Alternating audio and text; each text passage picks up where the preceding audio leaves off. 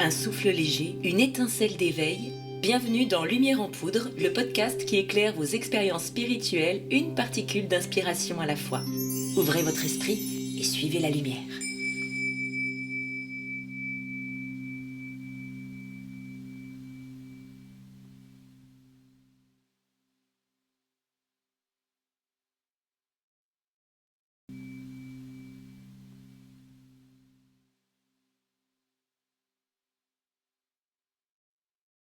Bonjour à tous, voici le nouvel épisode de Lumières en poudre et nous allons interviewer un vrai druide, Quentin. Alors beaucoup d'entre vous, lorsque je vous ai raconté que je connaissais un vrai druide, vous m'avez demandé de l'interviewer. Donc j'ai fait 5 heures de route pour le rencontrer, car Quentin, dans la tradition celtique évidemment, ne veut pas se servir de l'ordinateur pour qu'on parle à distance, vu que pour lui ce qui est important c'est la transmission orale. Donc me voici et bonjour Quentin. Déjà, comment tu te définis? Comment je me définis? Alors, j'ai du mal à assumer et à me sentir légitime à dire que je suis druide. Donc, j'ai plutôt tendance à dire que je pratique le druidisme. Et en gros, tout ce que je fais, voilà, c'est vraiment lié au druidisme ancien, aux rituels, aux cérémonies. Je parle pas d'énergie, d'énergétique, de choses comme ça. C'est vraiment de la magie. En fait, à l'époque, ça s'appelait pas sort, hein, c'est vraiment la traduction française. À l'époque, c'était pas des sortilèges ou de la magie noire. Déjà, c'est ancré dans notre passé, dans notre culture, dans une culture qui a été détruite. Le druidisme, c'est de la transmission orale. Et pour moi, c'est très important de réveiller, de retrouver tous ces savoirs perdus, toutes ces techniques de fabrication de baguettes notamment. Et au final, je trouve ça très, très intéressant, toutes ces recherches-là, purement historiques et pas énergétiques, qui permettent aussi de parler de la magie à des gens qui croient pas du tout aux énergies, à des gens qui sont pas du tout connectés, leur dire juste, ben, regardez, en fait, vos ancêtres, ils faisaient de la magie. Vous pouvez pas le nier, c'était présent. Pour moi, tu serais tout à fait légitime à te considérer comme druide parce que tu as énormément d'énergie druidique autour de toi. Alors d'accord, je sais que tu n'aimes pas le mot énergie, mais c'est comme une aura vraiment autour de toi qui est très présente. Et comment ça t'est venu, Quentin? Est-ce que tu peux nous parler de comment tu as commencé à faire ça? Ben, à la base, j'étais sculpteur sur bois, donc vraiment intéressé par les arbres et le bois et par la spiritualité en général. J'ai commencé à m'intéresser par le druidisme et j'ai découvert les oghams. Bon, en vrai, ça se prononce Ogham, mais en français, tout le monde dit ogham. Et en gros, c'est vraiment toute une réflexion symbolique et énergétique qui est basée sur les arbres. Et bah, les druides, les arbres, ils connaissaient vraiment bien ça, ils les utilisaient de plein de façons différentes. Et par hasard, en me renseignant et en recherchant sur les oghams, j'ai découvert que les baguettes magiques, eh ben, ça a vraiment existé depuis très très longtemps. Elles ont été beaucoup utilisées par beaucoup de peuples. Je me suis rendu compte qu'en fait, quand j'étais gamin, j'avais déjà fait des baguettes magiques, alors que j'avais complètement oublié, mais je les pensais sur le bord du trottoir et j'en ai retrouvé une il n'y a pas longtemps. C'est déjà quand même le signe d'une vocation de faire des baguettes magiques depuis gamin. Enfin, j'avais jamais entendu ça avant. Pense que j'avais une vocation, surtout comme je vois comment ça marche bien et comment j'arrive à instinctivement faire ça bien. Mais j'ai pas encore autant de ressources historiques et de données scientifiques, on va dire, pour faire les baguettes magiques aussi correctement que je voudrais, en respectant vraiment la tradition. J'essaye de pas me laisser entraîner dans mon intuition, mon instinct et toutes les choses dans lesquelles l'ego peut se mettre et de pas écouter les messages de l'invisible et vraiment de me baser sur la tradition, sur comment ils faisaient avant, pourquoi ils faisaient comme ça avant, pour bah, éviter de plonger dans l'ego et juste faire n'importe quoi. Oui, alors c'est quand même assez intéressant comme démarche parce que c'est vrai que souvent en énergétique, on est un peu enclin à suivre les messages. Et donc toi, tu te réfères uniquement aux sources et à la tradition? Pas uniquement, il y a aussi une part instinctive, bien sûr. Je fais beaucoup de salons bien-être et du coup, je rencontre beaucoup, ben, un peu tout et n'importe quoi. Et donc, pour moi, c'est vraiment intéressant de se préoccuper des matériaux, des objets, de comment c'était fait avant quand on utilise des savoirs ancestraux. Parce que si juste on les utilise à notre sauce et qu'on fait n'importe quoi, ben, ça marche plus, voire même ça nous dessert. Et moi, j'ai vraiment envie de me méfier de ça et de pouvoir justifier que tout ce que je fais là, principe après, j'utilise les oghams, donc la symbolique des armes, qui sont à la base des symboles irlandais, et je les utilise pour des oracles et des outils de guidance, je les utilise pour les baguettes magiques, je les utilise pour faire des talismans, des amulettes, sachant que très certainement, à l'époque, ils faisaient aussi des tatouages avec. Et donc c'est quoi les oghams? Ça se présente un peu comme des runes, effectivement, avec des symboles gravés sur du bois. C'est très, très ancien, c'est plus ancien que les runes, même si ça fait débat dans le milieu. Ça fait débat par rapport à quoi? D'une trouvaille archéologique c'est un corps humain congelé dans la glace qui a été retrouvé dans les Dolomites en Italie, qui s'appelle Otzi. Et sur son corps, il avait des symboles tatoués. Et en fait, quand on regarde ces symboles, dans la majorité, il n'y en a pas un seul qui n'est pas un logame ou un symbole druidique. Oh. Il y a les trois prix de lumière qui sont l'origine de la vie d'après les druides, et il y a des ogomes vraiment trait pour trait qui ressemblent aux ogomes gravés sur les dolmens. Notre corps humain, il date de moins 3000. Et donc, si c'est vraiment des ogames, ça voudrait dire que les ogames sont beaucoup plus anciens que ce qu'on pense. Mais si c'est vraiment des ogames, qu'est-ce qu'ils faisaient dans les Dolomites? Oui. C'est pas vraiment le territoire approprié. Ce qu'il faut savoir, c'est que comme les runes, à la base, les ogames, c'était que des symboles magiques qui n'étaient pas vraiment utilisés, qui n'étaient pas utilisés pour l'écriture. Et à partir du Moyen Âge, ils ont été rendus publics. Donc historiquement, à la base, il y en a 20. En fait, c'est comme pour les runes, il y a les runes anciennes et les runes modernes. Et donc, il y a des arbres pour lesquels on retrouve vraiment les sources fiables de leur énergie, leur symbolique. Il y en a d'autres où c'est plus compliqué. Donc, moi, j'ai choisi de travailler avec 25 parce que c'est les 25 pour lesquels j'ai réussi à retrouver des sources. À l'origine, ces symboles sont irlandais et les autres peuples qui ont récupéré cette symbolique-là pour l'utiliser ont certainement rajouté des symboles pour leurs besoins à eux et pour les changements climatiques, on va dire, puisqu'ils n'avaient pas forcément les mêmes arbres, ce genre de choses. Tu parlais de tirage avec les ogames, comment ça se passait? Que moi, tout ce que j'en sais, ce que j'ai tendance à partager, c'est vraiment inspiré du tirage des runes, qui est très similaire. Mais en vrai, voilà, historiquement, on ne sait pas du tout si c'est correct. Ce qui est très important de signifier, c'est qu'on a perdu plus de la moitié des connaissances connaissant les ogames, enfin peut-être même 90% des connaissances. Et certainement qu'à l'époque, les ogames étaient aussi rattachés aux animaux, aux oiseaux. Par exemple, il est beaucoup fait référence aux ogames des oiseaux.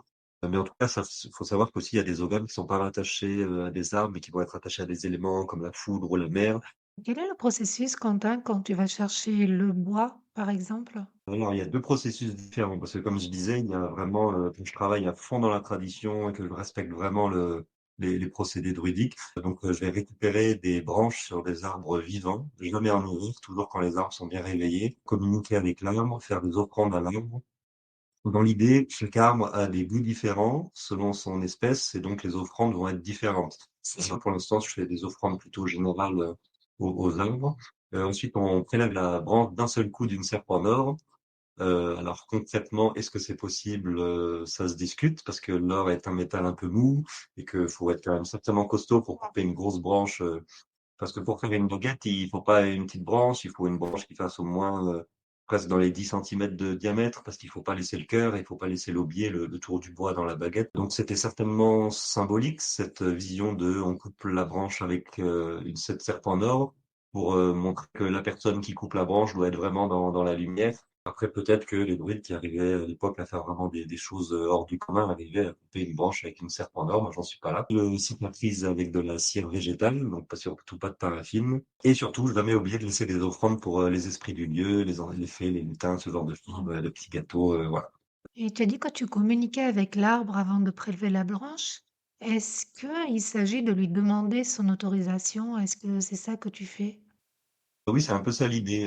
Mais l'idée, c'est que c'est pas un rituel, c'est de la communication. Il faut pas appliquer à la lettre le même discours, les mêmes gestuels et juste pas se préoccuper de l'être qu'on a en face, sachant qu'il n'y a pas toujours de réponse ou que, une fois de plus, la réponse, elle est interprétée par notre regard humain. Donc, j'ai pas envie de dire que je demande les permissions parce que sinon, ça autoriserait tout. Genre, je veux couper un arbre, je demande sa permission, hop, je le coupe. J'ai rencontré des gens qui se servaient un peu de la communication avec les arbres comme prétexte pour pouvoir les couper. Donc, c'est pas vraiment demande la permission. Cette idée de je suis dans le respect de l'être que je côtoie et l'idée c'est de collaborer avec lui. Mais c'est pas vraiment. Ouais, j'ai pas envie de dire que c'est demander l'autorisation. Pour les baguettes notamment, mais pour d'autres objets aussi, il y a toute une phase de gravure des symboles et ensuite d'enchantement. La gravure des symboles, j'utilise les techniques qui étaient utilisées pour les runes nordiques, parce que pour les oghams, j'ai pas encore trouvé les techniques de gravure qu'ils avaient à l'époque. Donc c'est des techniques qui sont expliquées dans les textes de l'époque où Odin a créé les runes et de comment il faut les créer, en prouver, il faut les ressentir. faut faire des offrandes, il faut faire des sacrifices, il faut prier. Donc il y a vraiment des étapes dans l'ordre. Et donc pour la gravure de symboles, je fais ça à la pleine lune. Ça c'est le choix personnel parce que l'enchantement se fait au solstice ou à l'équinoxe. Et donc du coup pour utiliser aussi des périodes lunaires au cours du processus. Les techniques de gravure pour les runes, donc c'est-à-dire qu'il y a beaucoup de méditation, de connexion aux symboles. Et moi, ce que j'aime beaucoup, c'est qu'il y a certains symboles, donc pas ceux qui sont là visibles, mais je te montrerai après sur une baguette, mais certains symboles que je garde vraiment à l'ancienne avec un tison métallique rougi dans le feu.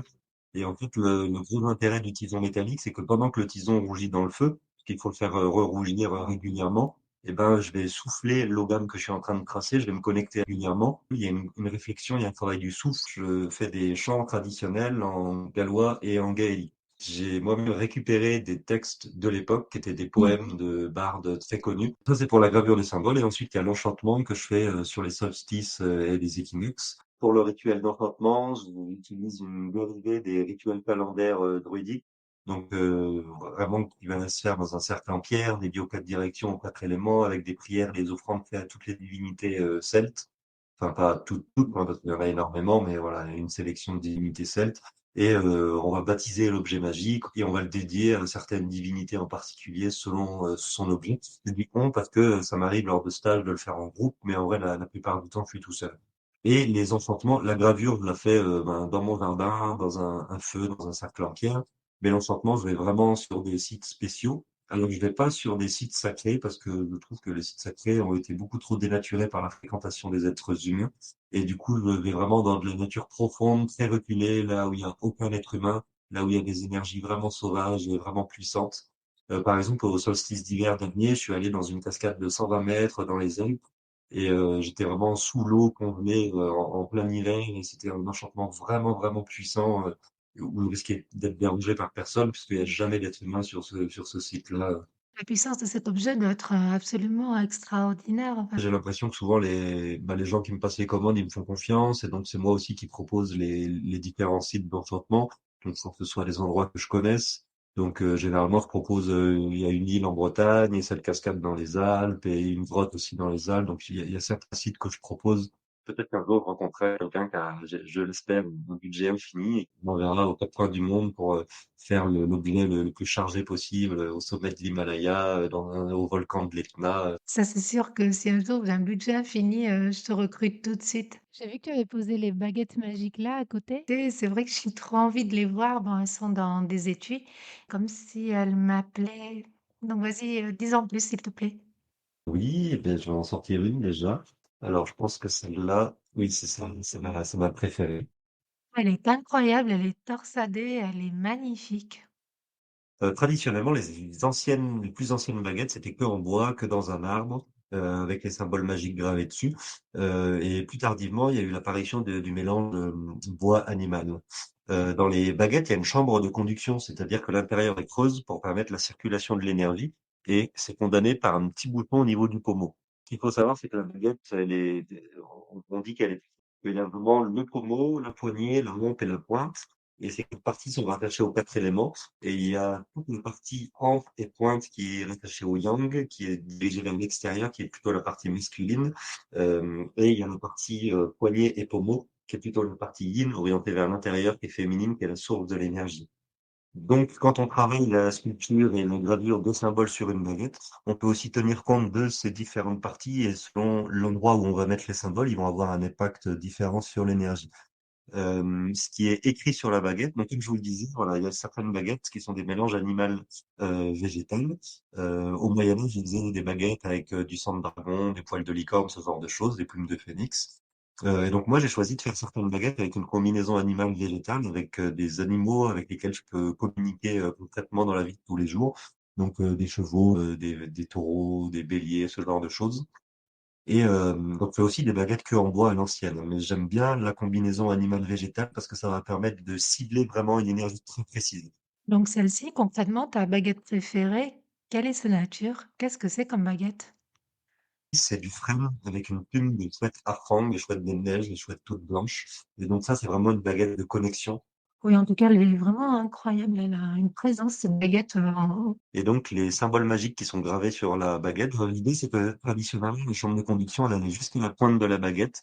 c'est là que se passe le mélange des différentes sources d'énergie. Donc c'est vraiment dans la poignée qu'il faut que soient présentes, les différentes énergies. Donc l'arbre, l'animal, la main de la personne qui l'utilise et la gravure des symboles qui rattachent la baguette à des entités extérieures. Donc ça, c'est l'exemple pour la baguette avec la chambre de conduction, mais ensuite, il y a une autre barrière, c'est qu'il y a beaucoup de gens qui aiment que la partie animée soit visible pour la déco. Par exemple, qu'il y a un bois de serre ou une corde de bélier qui sont encastrés sur la baguette.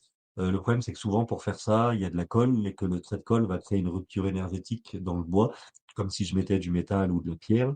Et donc, l'idée de cette technique, c'est d'incruster dans le bois des chevilles taillées dans en l'occurrence, du bois de serre.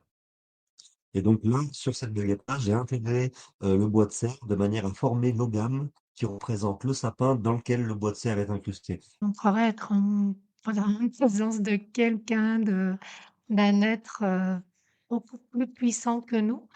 Est-ce que lorsque la personne reçoit la baguette, est-ce qu'il y a une activation à faire comme souvent en magie? Ouais, il y a une période traditionnelle. Alors, de nos jours, on en fait plutôt 7 jours de période, mais en vrai, historiquement, c'était 7 jours, 7 semaines ou 7 mois. Et en gros, pendant 7 jours, il y a des postures et des exercices qui vont nous aider à nous connecter à la baguette parce que le pouvoir de la baguette dépend surtout de à quel point on va pouvoir se connecter à elle. C'est pour ça qu'il nous faut une baguette, que le lien avec elle est sacré, donc que la baguette est vraiment considérée comme une entité vivante puisqu'elle possède une partie de l'esprit de l'arbre d'où elle vient. Toi, lorsque tu nous remets la baguette, tu vas nous donner les postures à adopter pour l'activer. C'est ça, c'est ça. Quand on prend une baguette, j'explique tout. Chaque baguette, elle a son petit parchemin où tout est expliqué. Donc, toute la symbolique de la baguette, les correspondances symboliques, donc signes astrologiques, chiffres sacrés, lettres, éléments. L'énergie de la baguette, et ensuite, c'est détaillé l'énergie de l'arbre, de l'animal, où et quand elle a été enchantée, parce que selon la date de l'enchantement, elle n'a pas non plus la même énergie. Tout à l'heure, je parlais d'une baguette avec des plumes de fouette à fang. Ce qui est important de dire, c'est que c'est une baguette qui est pas pour la vente. C'est interdit de vendre des parties animales d'animaux protégés parce que ça pourrait encourager le braconnage. Super en tout cas d'avoir précisé ça parce que comme ça plus personne n'aura de doute, sur, ce que tu proposes. Et donc, je voulais juste savoir aussi comment ça se passe au quotidien lorsque les personnes, voient ton stand? Est-ce qu'elles ont comme des coups de foudre pour les baguettes que tu proposes? C'est généralement ça. La plupart du temps, les gens vraiment, ils voient une baguette, ils voient que elle et ils finissent par la choisir. Donc, on dit que la baguette a choisi sa personne. Mais ça arrive aussi qu'il y a des personnes qui hésitent, qui aient besoin de conseils, qui réfléchissent à qu'est-ce qu'ils vont faire avec cette baguette. Et donc là, je vais les conseiller selon l'énergie de la baguette, selon sa symbolique, pour qu'ils arrivent à vraiment choisir la bonne. Mais généralement, c'est plutôt un coup de foudre, oui. En tout cas, moi, c'est ce qui m'est arrivé, quand j'ai vu la baguette, sur ton site, j'ai eu une sorte de coup de foudre pour elle et maintenant c'est devenu ma baguette. Et sinon, donc quand tu dis que tu conseilles les gens, tu les conseilles par rapport à quoi concrètement? À leur date de naissance, à ce que tu perçois d'eux? Les baguettes, elles ont beaucoup d'équivalences symboliques, notamment le signe astrologique, et il y a beaucoup de gens qui vont être portés à choisir selon le signe astrologique. Moi, c'est pas du tout ce que je conseille. Moi, je conseille de choisir une baguette selon son énergie et pas selon l'énergie qu'on veut utiliser. Par exemple, si on veut faire des soins avec sa baguette, il faut pas forcément choisir une baguette de soins. Pour moi, il faut vraiment choisir une baguette qui nous correspond, qui correspond à notre personnalité et qui nous ressemble, avec laquelle on va réussir le plus facilement. Donc chaque baguette a une, fonction différente, une nature différente à la fabrication? Oui, en fait, moi, c'est le concept de chaque arme qui a une énergie différente et chaque animal a une énergie différente. Donc, selon les matériaux qui constituent la baguette, on va avoir une baguette qui a une personnalité différente, qui a un domaine de prédilection différente. Après, une fois qu'on a sa baguette et qu'on a créé le lien avec, on fait ce qu'on veut avec. C'est juste que voilà, elle a vraiment un pouvoir spécial et un domaine dans lequel elle va être plus efficace. D'accord, donc quand tu disais que pour faire des soins, il faut pas forcément une baguette de soins, comment ça se fait? Parce que si soi-même on fait déjà des soins, la baguette, c'est vraiment un outil qui sert pour les flux d'énergie. C'est pour ça que ça a cette forme, c'est pour ça que c'est en bois, c'est pour ça que ça a une chambre de conduction. Par exemple, en guérison, une baguette va être utilisée pour manipuler le système énergétique du corps humain, pour débloquer les chakras, faire circuler des énergies. Oui, en fait, peu importe le type de baguette, peu importe son domaine de prédilection, c'est vraiment fait pour les flux et donc en fait, peu importe la baguette, on peut l'utiliser pour des soins et puis de toute façon, dans la pratique des soins, par exemple, on peut avoir besoin de protection quand on fait des soins pour se protéger des énergies de l'autre, pour purifier l'espace. On peut avoir besoin de la connexion pour se connecter à des entités et des énergies extérieures, donc on n'a pas forcément juste besoin d'une énergie de soin pour pratiquer des soins. Alors oui, c'est extrêmement intéressant parce qu'en ce moment, j'ai beaucoup de thérapeutes qui m'appellent parce qu'ils sont eux-mêmes attaqués par certains types d'énergie psychique et donc une baguette de soin, par exemple, pourrait aider à les protéger. La dénomination que je donne pour chaque baguette, donc guérison, protection, connexion, ce genre de choses, c'est la personnalité de la baguette, mais après c'est comme les êtres humains, on a tous une personnalité différente et c'est pas parce qu'on a telle ou telle personnalité qu'on va pas pouvoir faire de soins ou protéger ou quoi que ce soit. Sachant que dans la vieille tradition druidique, normalement, les druides, quand ils avaient besoin d'une baguette, c'était chaque arbre avait vraiment un usage très spécifique. En fait, historiquement, quand on retrace l'origine des baguettes, c'était pas le druide ne se baladait pas avec sa baguette personnelle sur lui. En réalité, quand il était face à une problématique, une baguette apparaissait et il l'utilisait, ou alors il fabriquait la baguette sur place pour l'utiliser. Ce qu'il faut savoir, c'est que dans la mythologie celtique, tout est incohérent, incertain et illogique, justement pour nous apprendre l'impermanence et l'incohérence. Et donc, ben, ça arrive qu'un druide se retrouve face à une situation donnée il se tourne et il passe 3 mois à fabriquer sa baguette pour revenir face à cette même situation donnée et résoudre la problématique avec la baguette.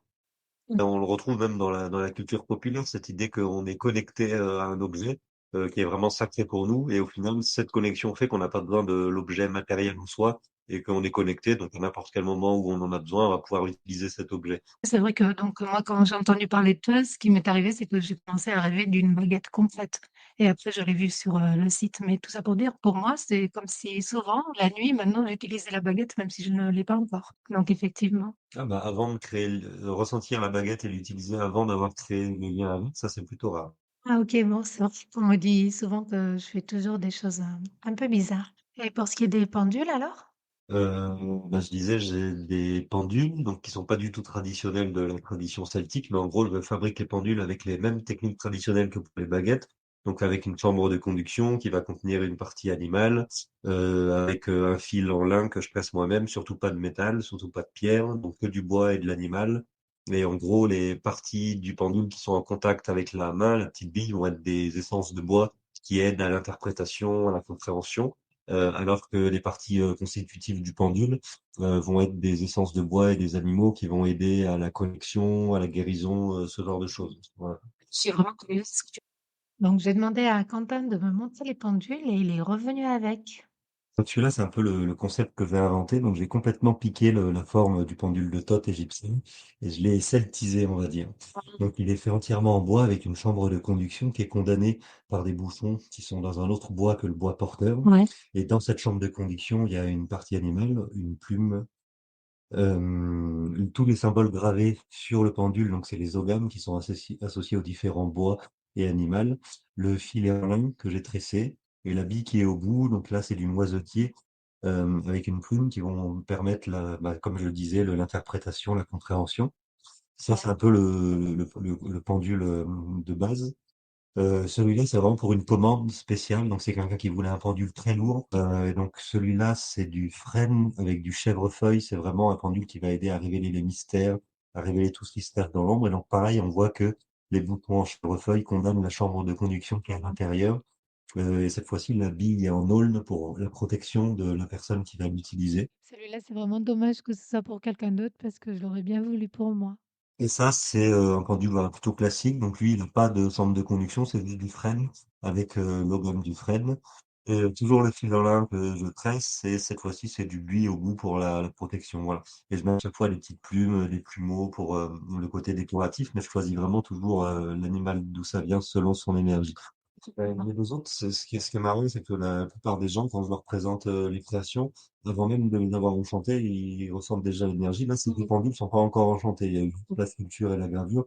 Après, la différence avec celui-là, c'est que ceux-là, ils ont été sculptés à la main. Alors au niveau de l'énergie, ces pendules, ils sont juste incroyables, hein. Ça n'a rien à voir avec les pendules qu'on trouve habituellement dans le commerce. C'est que je travaille à la main. Et en fait, traditionnellement, on se dit souvent que les ancêtres, ils travaillaient à la main.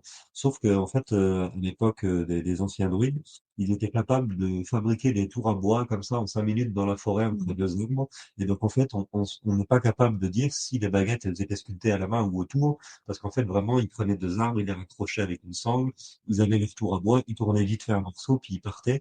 C'est pour ça qu'on n'a pas retrouvé de vestiges de tours à bois historiques, parce qu'en fait, ils étaient éphémères dans la forêt. Donc c'est tout à fait possible que les baguettes étaient sculptées au tour à bois à l'époque. Moi, je l'ai fait à la main aujourd'hui parce que j'aime vraiment ce contact charnel avec le bois, mais c'est pas forcément historique, ça on sait pas. Et au niveau des symboles, alors, les agames que tu as mis sur le pendule, à quoi ça correspond? C'est les ogames qui représentent les essences du bois et les animaux qui sont utilisés dans le pendule. En gros, c'est leur nom qui est gravé comme. En tout cas, ils sont vraiment magnifiques. Et donc, mis à part les pendules, alors tu fabriques aussi, tu as dit, des sortes de supports pour les tirages, c'est ça? Oui, des plateaux de tirage. Donc, ça existe souvent, mais c'est souvent fait dans du faux bois coulé ou dans du plastique.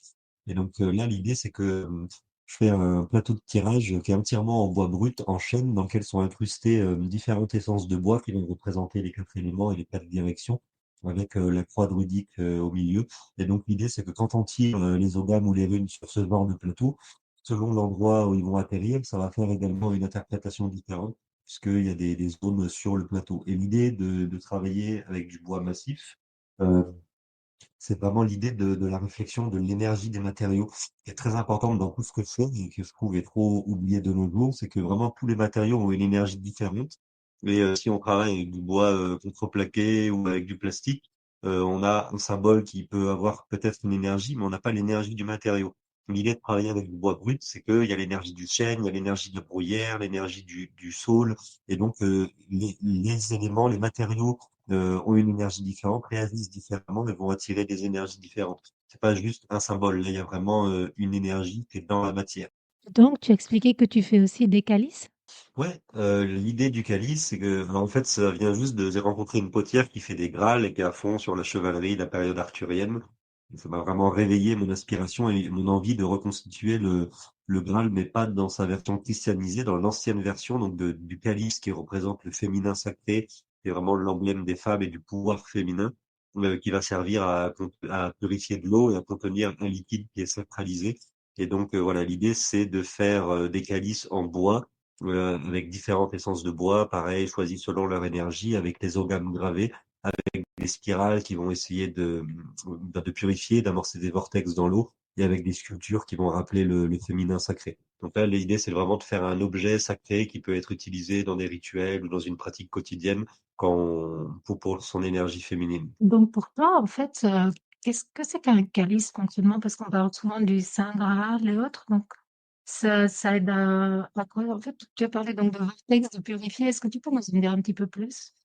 Ben, j'ai pas vraiment creusé les recherches historiques sur les calices, hein. Je suis un peu à fond sur les baguettes. C'est tellement de sujets, c'est tellement vaste.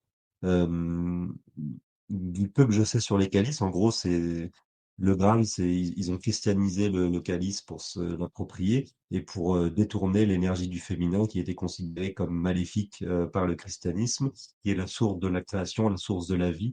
Et donc, il y a vraiment l'idée que ce récipient contient l'eau de la vie et on peut l'utiliser notamment pour purifier un liquide qu'on va ensuite utiliser pour la cérémonie. Ou simplement en tant qu'objet, même vide, juste pour son énergie, puisque comme les baguettes et comme tous les objets que je fais, il sera enchanté avec toute la tradition et avec ses symboles magiques.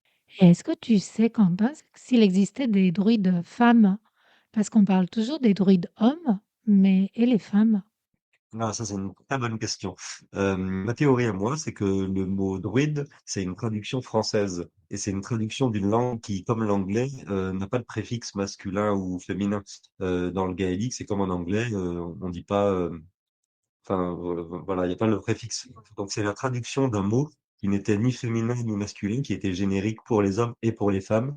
Donc, oui, pour moi, très clairement, il y avait des druides hommes et des druides femmes. Quand on étudie les textes, on voit que, il y a beaucoup de femmes qui pratiquent la magie dans les textes, mais qui souvent, comme les textes ont été christianisés, sont plutôt présentées comme des sorcières ou des prêtresses, pas forcément avec le même rôle que le druide en soi, ce qui est certainement cohérent, puisque dans le druidisme, il y a vraiment une différenciation des énergies masculines et féminines, avec voilà, les hommes et les femmes. Donc, il est certain que, il y avait des pratiquantes de la magie qui étaient des femmes à l'époque. Après, est-ce que ça s'appelait vraiment des druides? Est-ce qu'elles n'avaient pas un rôle différent, une utilisation de la magie qui était différente?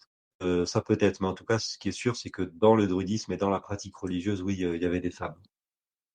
Et donc tout ce savoir qui a été perdu, pourquoi il a été perdu? À cause des Romains, du christianisme? Qu'est-ce qui s'est passé? Bah, à cause des Romains déjà avant le christianisme et ensuite oui à cause du christianisme. Après, il faut pas tout leur mettre sur le dos. Il y a aussi la modernité. Il y a des peuples qui ont volontairement abandonné leurs racines par honte. Mmh. Je pense notamment aux Irlandais avec l'arrivée des Anglais. Il y avait vraiment cette idée de passer à la langue anglaise parce que c'est l'avenir, de passer à la modernité et de se détacher de ces racines païennes qui étaient vues comme quelque chose de démodé. Donc, il y a aussi ça qui a joué. Et puis, il y a bien sûr bah, le massacre des druides, hein, surtout en Gaule jusqu'au dernier. Il y a beaucoup de druides de nos jours qui essayent de revendiquer des racines avec le druidisme ancien. Il y en a d'autres qui disent que c'est pas possible parce que les druides ont été tous exterminés et qu'il y a eu une rupture. Moi, ce que j'ai vu et que j'aime beaucoup comme théorie, c'est que oui, les druides ont été exterminés jusqu'au dernier, ce qui est très triste d'ailleurs. Mais les bardes, eux, ont été épargnés parce que les rois, ils étaient très contents d'avoir leurs petits bardes qui chantaient leurs louanges. C'était un signe de prestige que d'avoir un barde à la cour. Et donc les bardes n'ont pas été massacrés. Or, les bardes, c'est eux qui propageaient la tradition druidique à l'oral, par les chants, les contes et les légendes. Et donc la tradition druidique aurait survécu grâce aux bardes, qui sont plus tard devenus les Philides en Irlande et qui ont construit au Moyen Âge des écoles bardiques d'enseignement et donc, ce serait grâce aux bardes qu'aurait survécu l'enseignement druidique à travers tous les contes, les légendes et les textes. Il faut bien sûr interpréter parce que la plupart ont été christianisés. Ça s'est donc transmis, mais d'une manière un peu cachée, c'est ça? Et donc entre les bardes et l'époque actuelle? Bah déjà, il y a encore des bardes à notre époque. Et c'était vraiment une tradition orale qui cachait ces enseignements dans les histoires. Donc, il y a beaucoup d'histoires qui sont connues, qu'on ne sait pas forcément d'où elles viennent et qui, en fait, viennent de l'époque druidique. Il y a aussi des expressions à l'oral en français, en langue française, qui, en fait, viennent du druidisme. L'expression la plus connue, c'est la plus connue, pardon, c'est avoir des cornes de coquille. Et en fait, voilà, dans la tradition druidique, le dieu cerf Carnounos, donc c'est le dieu avec des bois de cerf qu'on voit souvent sur les représentations. Et ben, sur certaines représentations, il perd ses bois de cerf quand sa femme, la déesse mère Dana, le trompe avec la divinité Zeus. Et donc il y a vraiment cette histoire que non, c'est excusez-moi, c'est l'inverse. C'est quand il est trompé qu'il a les bois de cerf. Et donc, il y a vraiment cette idée que, il porte des cornes quand il est trompé, mais quand il est trompé, c'est là qu'il se retrouve seul dans la forêt et qui, en fait, il apprend des vies parce qu'il se détache de l'attachement matériel, alors que quand il est en couple, il est attaché par l'amour et par l'attachement à ce monde. Et donc, du coup, il n'atteint pas la divinité. Il l'atteint que quand il est seul dans la forêt avec ses cornes. Donc, voilà, il y a vraiment cette idée de, on est cocu, on a des cornes, qui a survécu jusqu'à nos jours.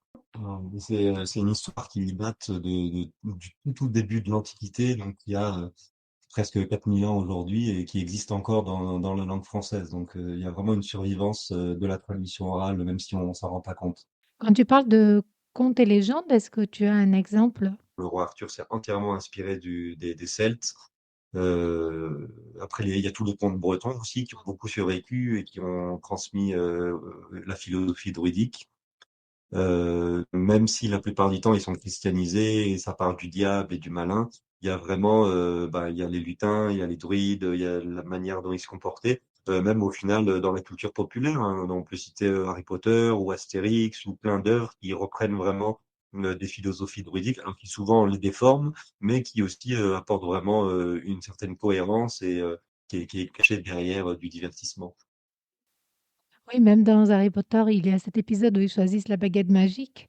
Ça ressemble vraiment beaucoup à ce que tu décris, de comment chaque personne choisit sa baguette. Il n'y a pas que le choix de la baguette magique, hein. Il y a beaucoup de choses dans Harry Potter qui sont inspirées, qui sont historiques, hein. La manière d'utiliser les baguettes magiques avec des incantations et des symboles qu'on va tracer dans l'air, c'est vraiment historique. Je pense que la seule chose qui est pas historique, c'est les formules magiques en latin, parce que c'est pas vraiment une langue utilisée pour la magie. On va dire que ce serait plutôt la langue hébraïque pour la magie, ou le germain, ou le celte, ou des langues anciennes. plutôt que le latin. Un souffle léger, une étincelle d'éveil. Bienvenue dans Lumière en poudre, le podcast qui éclaire vos expériences spirituelles, une particule d'inspiration à la fois. Ouvrez votre esprit et suivez la lumière.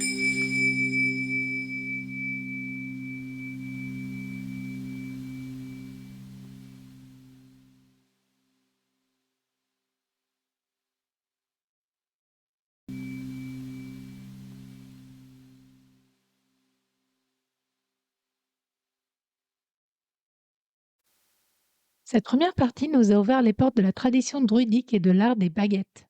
Dans le prochain épisode, on passe de l'histoire à l'expérience. Je reçois ma baguette, je la découvre, je la ressens. Et Quentin nous parle des stages où chacun peut vivre ce lien unique avec votre propre baguette magique. Mais à part ça, vraiment l'utilisation des baguettes, le choix de la baguette, le fait que les baguettes aient des constituants animaux et végétaux, avec l'essence du bois qui est tout le temps connue, il y a beaucoup de choses qui sont vraiment historiques.